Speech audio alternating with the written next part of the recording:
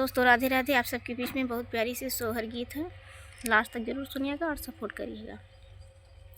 होत भोर होले दरदिया पिया हो तनी नरस बुलाए द्या हो।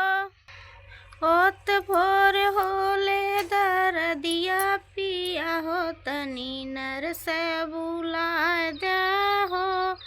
कहतू तो धनायापन मम्मी बोलाइत, कहतू तो धना अपन मम्मी बुलाइत। ई लाल कहन नानी बलम मोर मम्मी बुला द्या हो। ई लाल कहन नानी बलम मोर मम्मी बुला द्या हो।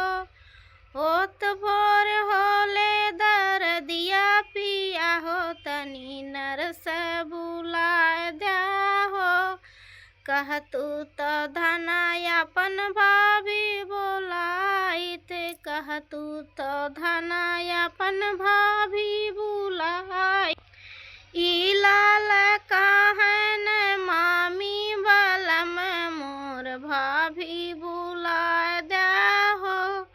ई लाल कहन नानी बलम मोर भाभी बुला द्या हो। होत भोर होले दरदिया पिया हो तनी नरस बुला द्या हो। होत भोर होले दरदिया पिया हो तनी नरस बुला द्या हो।